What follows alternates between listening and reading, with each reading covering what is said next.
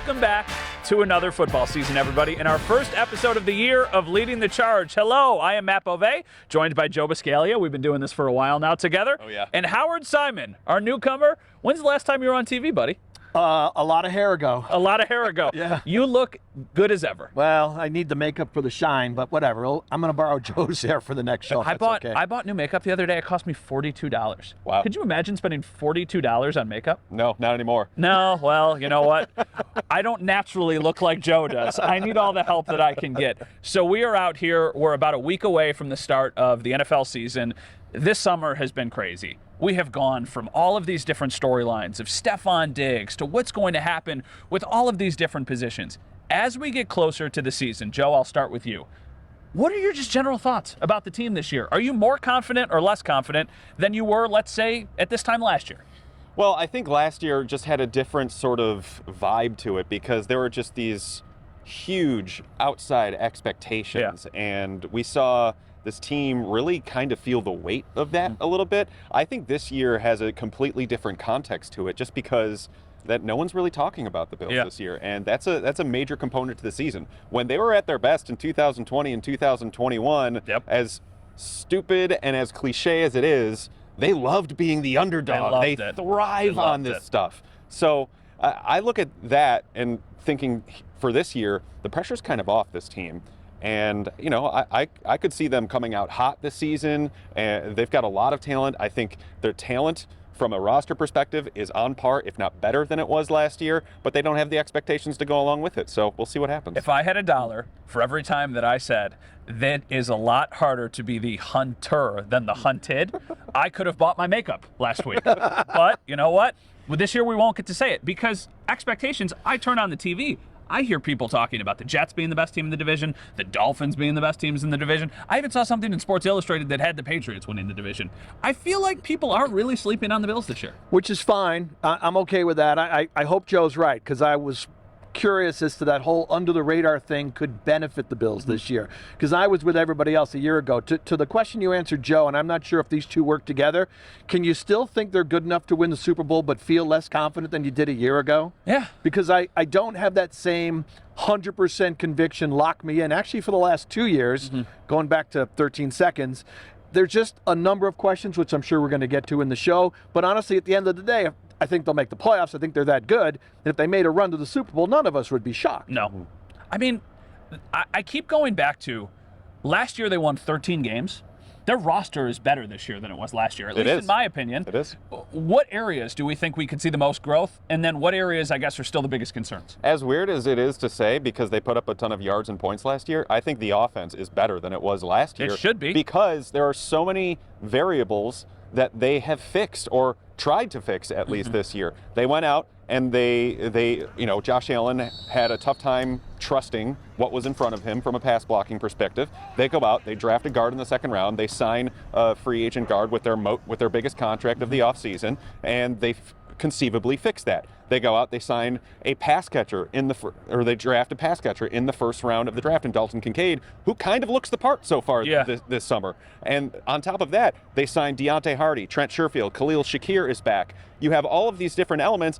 And not to mention, Ken Dorsey is no longer in his first year as a play caller, which might be the most vital of all of these things. Yeah. And not to mention that Josh Allen guy is healthy this year after his elbow injury. So you combine all of these different things, you can definitely work yourself into the idea that this offense is going to be a lot more consistent than it was in the second half of last year when it really felt disjointed. Yeah. And we'll see if this offense can be the thing to take them over the top. Whereas in past years, they kind of relied on the defense to be that half and half with the offense. Yeah, but what about the defense? Because he just talked about Ken Dorsey going into his second year. This team doesn't have Leslie Frazier anymore. I personally think that might actually benefit them. I think a new face might be what they need. Are you at all concerned that Frazier is gone and that McDermott now has this added responsibility? I'm not concerned about how it impacts the defense. I'm actually more concerned about how it impacts him as head coach. Okay. And it's probably an overreaction to the Chicago game when he said, I'm not going to handle play calling duties. I need to kind of get an overall feel for the game. Well, he is still the head coach, and he is the play caller. And I worry that one might impact the play calling could have a negative impact on all the head coaching decisions he has to make over the course of the game. Plus, guys, I think if you look at it, Joe, I hope you're right, by the way, and I believe everything Joe tells me, that the offense is better, but on the defense, let's face it, there are a lot of questions there. Yeah. The best pass rusher's out for the first 4 games. There's a massive hole at middle linebacker. We still don't have a consistent answer. They still don't have at cornerback number 2. Plus, the 2 safeties who've been lights out are both 32 and coming off of injuries. Yeah. And are we just assuming it's a lock that Trey is going to return to old Trey? So I think there are a lot of issues on that side of the ball. But I keep coming back to the point, even if there are the issues, go score 35 points a game.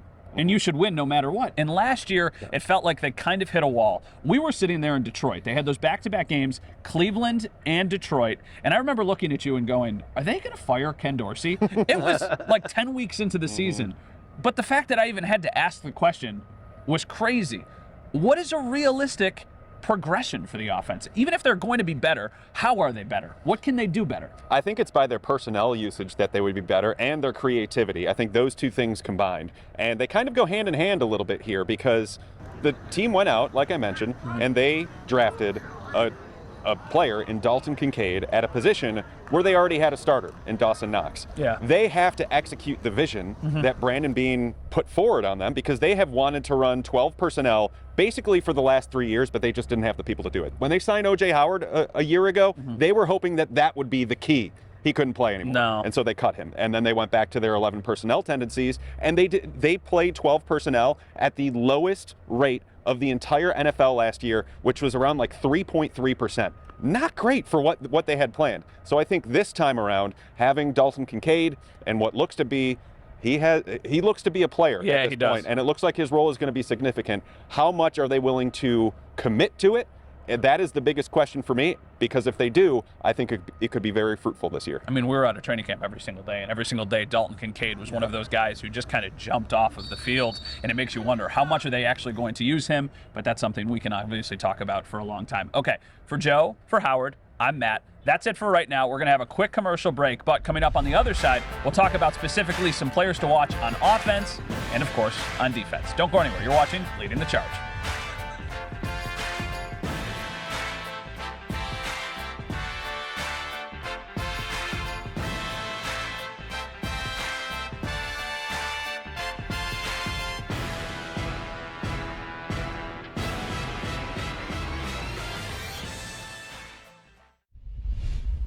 Welcome back, everybody. As with every season, as we're getting ready for the first game, there are reasons to be excited, but then you've got that other little devil on your shoulder that you've got reasons to be concerned. So we want to talk about both sides of the ball, reasons to be excited, and then maybe something that is a bit concerning. We'll start with the good. I'm a glass half full kind of guy.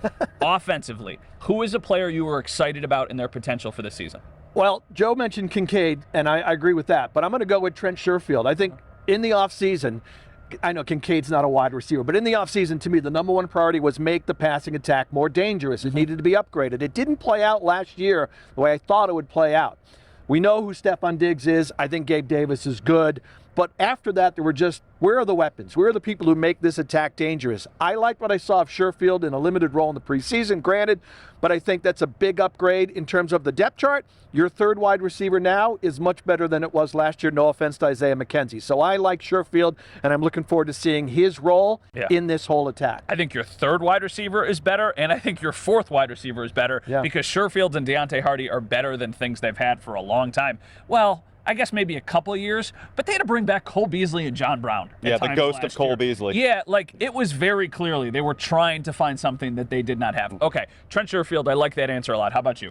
Well, I was going to say James Cook, but I have to stay on brand and go with an offensive lineman. I'm going to go. I'm going to go with Osiris Torrance because that's fair. The rookie second-round pick, to me, has really taken a step forward in the preseason games based on where he started in training camp. He had some bad pass blocking beats in training camp, but I think he was just trying to get used to the power and the speed of the game. Since that point, I think Osiris Torrance has just absolutely shut down the right guard competition with him and Ryan Bates. He's going to be the week one starter, I believe, and I think he has the potential by the end of the season to be one of the Bills' best offensive linemen. Now, not saying he will be that, but he's a good run blocker. He really proved well against stunts, twists, in pass blocking against different defensive formations. So I like Osiris Torrance this year to step up. and improve a spot where the Bills were really hurting last year. Okay, now, so same question, but negatively. Anybody you're a bit concerned about on the offense that might be a reason why they kind of don't reach the potential that they have? Yeah, I'll probably go with Deion Dawkins for this one, just because I think he's a good player. Yeah. And don't get me wrong, but he has the potential to be a great player.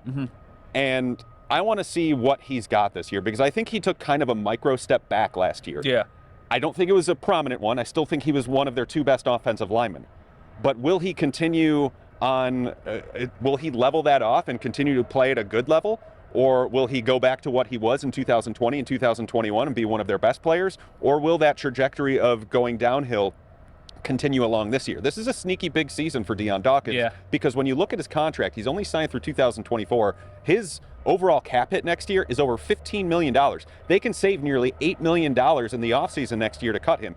I know the season isn't even here, but these are the things that you have to think about if you're Brandon Beane and analyze your roster. Odds are he's going to be on the team in 2024, because he'll probably be at that point, but there's at least a modicum of concern with Deion Dawkins this year. Modicum? Yeah. Wow. I don't have that one in the repertoire. Me neither. I can't. Boy, that's tough. You know what? 3 Buff State guys here, so I can't even blame the school. I can't even say Buff State because he's got it in his bag. How about you? Anybody concerned on offense? I'll go with Joe being on brand with the offensive line. I'm going to go to the other tackle spot, though. I will tell you that Spencer Brown, again, I'm not going to overreact to anything I see in the preseason. Yeah. But it was the offseason. I thought they should have done a better job at bringing in legitimate, serious competition for the starting right tackle job. And listening to Brandon Beane in the offseason talk to you guys, it was basically, he was saying to us, trust us, guys, he'll be fine. We know what we're doing. Yeah. And I get it. The back surgery, right? Really no offseason last year. He's not there from day one at camp, so I understand he was fighting his way back. But I'm worried about that spot. Joe, the offense last year, right?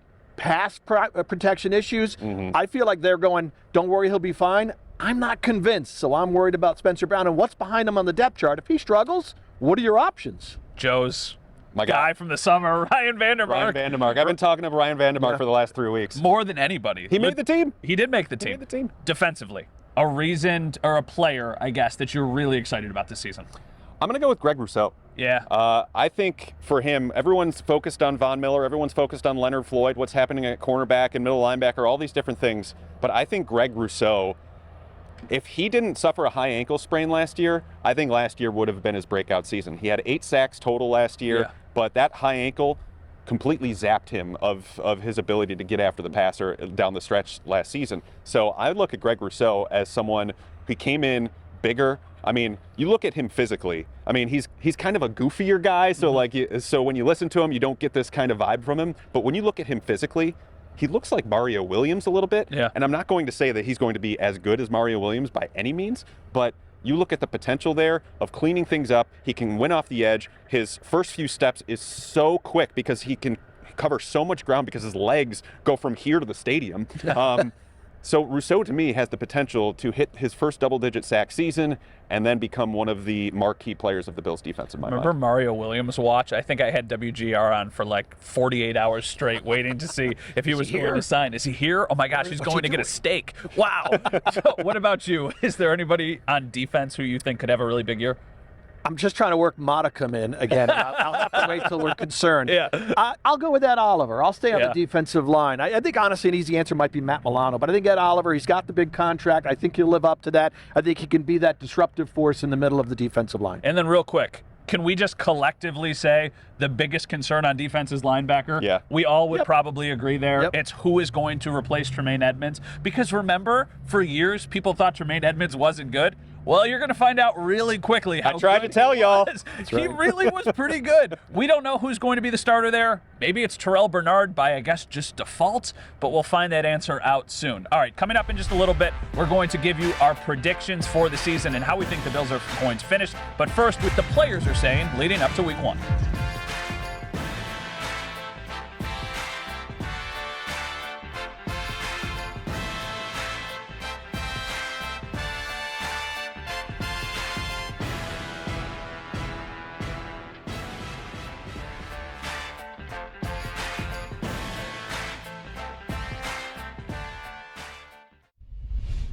This season, the Bills have 8 captains. They're almost all the guys you would expect.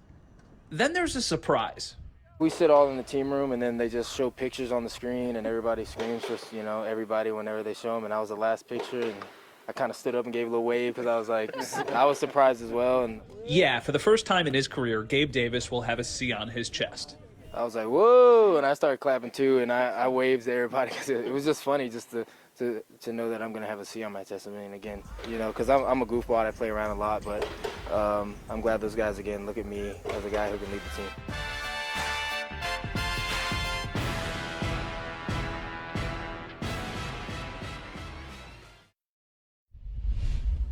Well, at this time next week, we will be getting ready for kickoff on Monday Night Football. Howard's going to be back in studio, so we've got a bunch of stuff planned for that first night. But before we get there, what are your just thoughts going into the season, going into this week? We're going to be talking about the Bills a lot. Overall, just kind of a final thought heading into this final week. I want to see this offense in action more than anything, and how they kind of go through with all of these new pieces. I think it is the most compelling thing of the entire year. I think it can dictate how far they'll go, how good they'll be from game 1 through game 17 and into the playoffs. And also Ken Dorsey. He is the biggest variable to me in this entire season, and he should be better in his second season as a play caller. But what happens if things don't go as well as they hoped in the first maybe 2 months of the season? Does he start to get a little bit of heat? We know he's Josh Allen's guy, all of these different things, but it's at least worth sticking in your pocket to see, okay, maybe this could be a story to track down the line. I tend to think that they'll probably come out flying with the schedule that they're up against, but it's at least worth considering whether or not Ken Dorsey can commit to the things that they wanted to do in the offseason when things are actually happening and he's starting to go through some adversity. Earlier in the show, we talked about kind of the expectations for the year, but the vibes are a little bit different. I think last year, everybody thought, okay, legitimate Super Bowl contender. Yep. It doesn't feel that way this year. So what is your kind of main thought heading into the season? I'll kind of tie that in. That's a good setup, Matt. Thank you. Because a year ago, they went into that, they were really upright. We all believed, and then they go in and they destroy the Rams in the second half. We're feeling great. Yeah. The big test is opening night. I'm really psyched to see. I love the way the schedule fell. I like them playing the Jets. I like to see what Rodgers is doing. And it's down there where the Bills had a terrible game last season. Bad. So, you know what? Let's find out how good are you still the Kings in the division? Because some people believe the major threat is on your schedule opening night in their building. Am I crazy to think the Dolphins are going to be better than the Jets real quick? No, not at all. The Dolphins are good. I think the Dolphins especially are if they wind up with Jonathan Taylor at some point. Well, I think Tua is really solid when he's healthy. And they've got such great weapons that it's hard not to like their kind of potential there. Plus their defense. I think the Fangio hire is really important for them. Sneaky good. Because I thought that defense underachieved last year, and I think he makes a big difference. Okay, so the Bills have a stacked division, right? It might be the best division in all of football. I just said I think the Dolphins are good. I still think the Jets are a playoff team. And the Patriots are kind of one of those teams that's just never going to go away. With all of that in mind, and a really tough schedule going into this year, what is your projected record for the Bills? Well, they're going to be battle tested no matter what, because they've got games against the AFC East, like you said. They've got the Chiefs, the Bengals, the Eagles, the Cowboys, the Chargers, all on the schedule here. Man, this is a tough, and for the most part in the second half. Yeah. So, even with that said, I think this is a good team. I think they are a more talented team than what they had last year and a deeper team than what they had last year. But at that point, I think they're going to be worse from a record perspective just because of their schedule. So I'm going to give them my actual birthday, an 11-6 record for this season, and I think they'll win the AFC East. What they do in the playoffs, that's what really matters. Howard, have you ever heard of picking the Bills? You ever done that before? That's a foreign concept. Yeah, I don't know. I'm not going to make you pick every game, but I am going to make you pick the record. Yeah, I still think they're the team to be in the division. Yeah. I get the hype in Miami and the Jets, but until someone knocks out the Bills, it's still their division.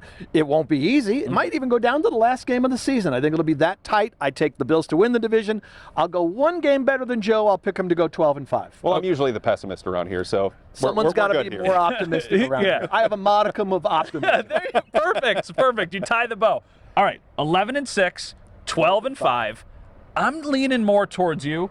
I think 11-6 is kind of the bar. Everybody's going to say, like, okay, the Bills are going to regress this year. I think they almost have to. They won 13 games last year, but I think they're 11-6, and I think they're going to be kind of slowly climbing at the end of the season, and that's what's ultimately more important, at least if you ask me. All right, everybody, thank you so much for watching our first episode of Leading the Charge. We'll be back every single Monday night from now until the end of the season. For Howard Simon, for Joe Buscaglia, I am Matt Bove. Thanks so much for watching. We'll see you guys next week.